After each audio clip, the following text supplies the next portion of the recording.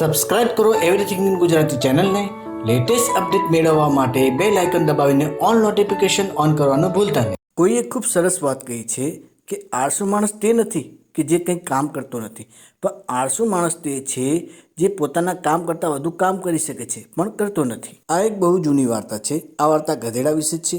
એક ગામમાં એક ગધેડો રહેતો હતો.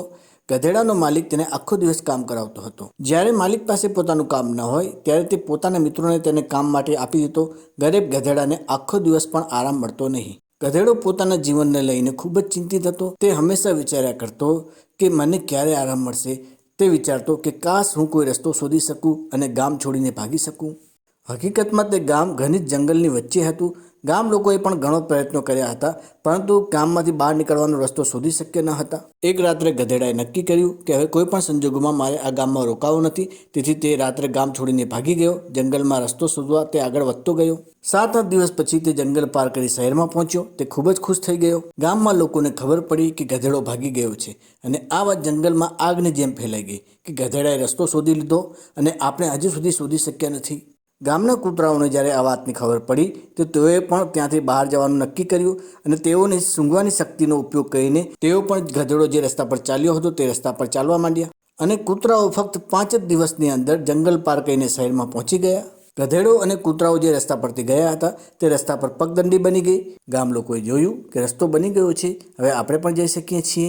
તેઓ પણ તે રસ્તેથી આવવા જવા લાગ્યા. આ રસ્તો ગામમાંથી જંગલ પાર કરીને સીધા શહેર સુધી જવાનો માર્ગ બની ગયો. ગામના મુખ્ય માણસે વિચાર કર્યો કે અહીંયા એક રસ્તો બનવો જોઈએ, જેથી તે શહેરમાં જઈને અધિકારીઓને મળ્યો. અધિકારીઓએ કહ્યું કે તમારા ગામ માટે એક રસ્તો બનાવવામાં આવશે. શહેરના અધિકારીઓએ એક એન્જિનિયરને ગામમાં મોકલ્યો.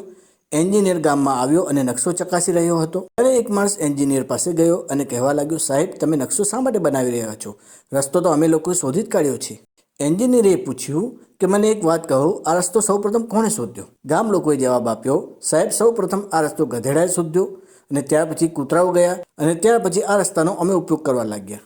એન્જિનિયર જોર જોરથી હસવા લાગ્યો અને બોલ્યો, કોઈ શંકા નથી, ખરેખર આ રસ્તો સૌપ્રથમ ગધેડાએ શોધ્યો છે, પણ આ તો જંગલ પાર કરીને શહેર જવા માટેનો સૌથી લાંબો માર્ગ છે. એન્જિનિયરે ગામ લોકોને કહ્યું કે અમે ટૂંકો માર્ગ શોધી લીધો છે. હવે અમે આ નવા માર્ગ પર પાકો રસ્તો બનાવીશું. તમે સરળતાથી શહેર જઈ શકશો. લાંબો રસ્તો લેવાની કોઈ જરૂર નથી. આ વાર્તા ખૂબ નાની છે પણ વિચારવા જેવી છે. હંમેશા એવું જરૂરી નથી કે જે માર્ગ બીજા બતાવે તે સાચો જ હોય. કેટલાક વખત આપણે પોતાનો માર્ગ જાતે શોધવો પડશે.